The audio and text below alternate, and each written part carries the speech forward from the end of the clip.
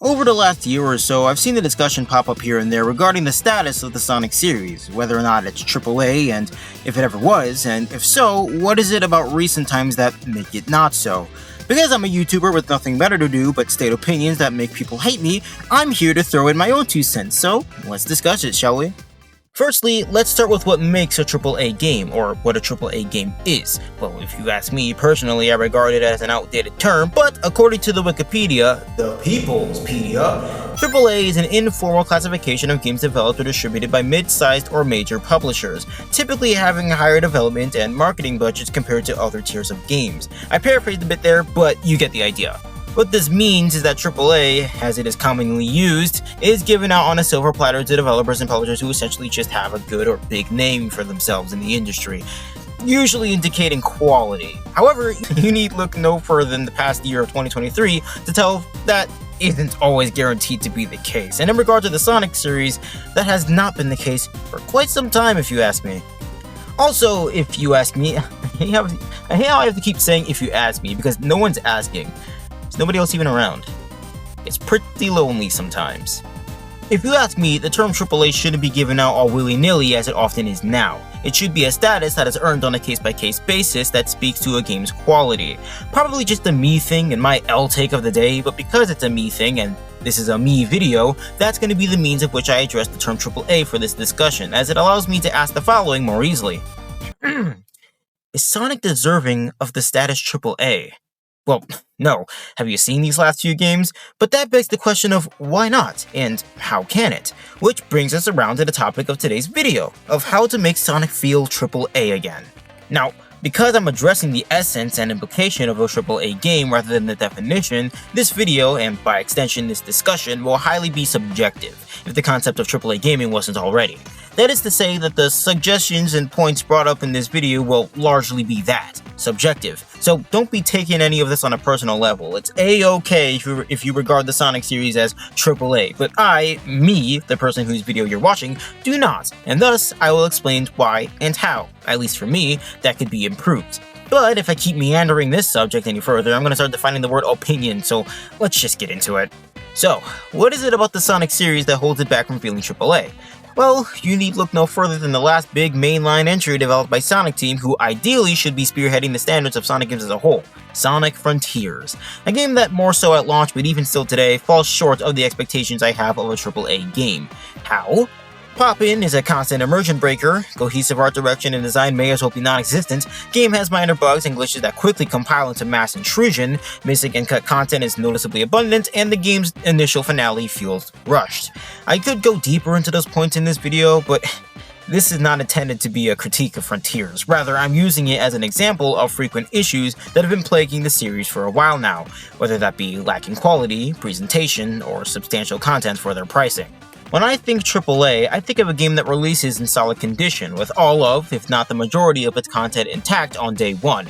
It achieves what it sets out to do, and may even have supplemental content on top of the base game for invested players to sink their teeth into if they please. If my stance is that Sonic games have not been doing this as of late, which it is for reasons stated prior, then what do I suggest can be done about that? Firstly, can we finally have a home console Sonic game that doesn't feel rushed out the gate? I want a Sonic game that finally doesn't feel compromised in some way, shape, or form. I want a game that feels good to play and doesn't have me encountering performance hiccups on a frequent basis. What was the last Sonic Team developed game that was like that, huh? A game that functions as intended regularly? Lost World, arguably? Either way, it's been a while, and I'm getting tired of it. A full-priced Sonic game that doesn't cut a single corner and doesn't come off as evidently rushed would be a great step in the right direction. Secondly, presentation. Now, I'm not going to sit here and say that Sonic's recent outings are subpar visually, because they really aren't by any means, unless you're on Switch. When I speak of presentation, I don't just mean from a graphical fidelity standpoint. Remember when Sonic games had CGI cutscenes sprinkled throughout the games during key moments? As a result, these moments were able to become much more memorable, and even in some cases, memeable. First of all, your Jordans are completely fake. When you saw that CGI, you knew stuff was getting real, and it made you feel a grand sense of scale that would be less or so without it. Aside from promotional material, CGI in Sonic games over the last decade and some change has been Non-existent. It's been non-existent, alright? Could you imagine if the first Titan fight against Giganto kicked off with a CGI cutscene? They even teased us with that very notion in a trailer just before the release of the game. Come on, man. Stuff like this really captures the essence of a AAA game, really makes you feel like you're in for a grand experience with a lot of passion and budget behind it. Cut those out and sport clashing art direction with abundant jank, and you got a product that can feel comparatively cheap for a AAA title. You heard the air quotes, right? Thirdly, and this is the least important one, but neat in addition to the other two, supplementary content on top of the base game. I struggle to come up with many examples, but I love it when additional content is added to a game that already feels filled to the brim and makes me go, oh, they did that? But they didn't have to do that at all! An example I am able to point to is the Hyrule Compendium in Breath of the Wild and Tears of the Kingdom. These are massive puzzle action adventure games, but once you set your sights on filling out the compendium, you'll notice that the ways in which you interact with the world to achieve that are considerably different from how you usually would. Being more observant of your surroundings audibly, visually, it's an amazing shift to how you view these huge worlds, essentially changing how you play the game as a whole.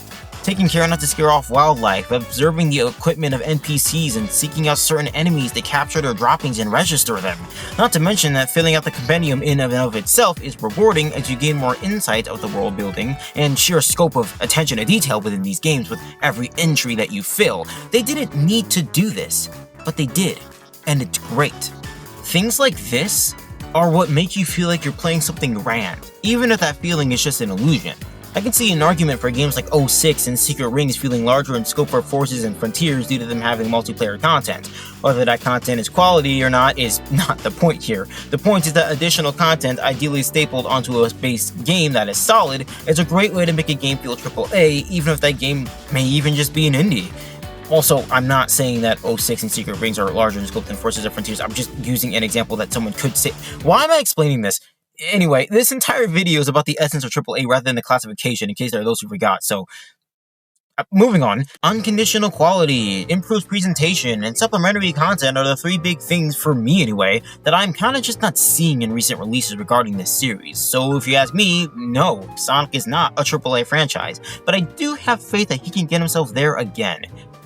I just said again, didn't I? Now I gotta explain.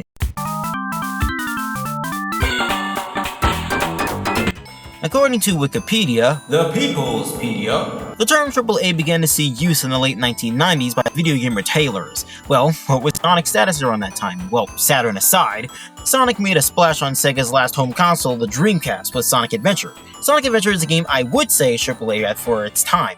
That CGI cutscene kicking off the game, the cutscene presentation at the time at least being ambitious and raising the standard of Sonic storytelling, the Child Garden serving as neat supplementary content on top of a multiplayer campaigns boasted as a selling point, Sonic Adventure alone is proof enough that Sonic at one point was of AAA status, and I believe the series carried that all the way up until Unleashed. Though, this title screen does leave a lot to be desired. Well, at least it has a flashy entrance with satisfying sound effects backed up by bombastic orchestra.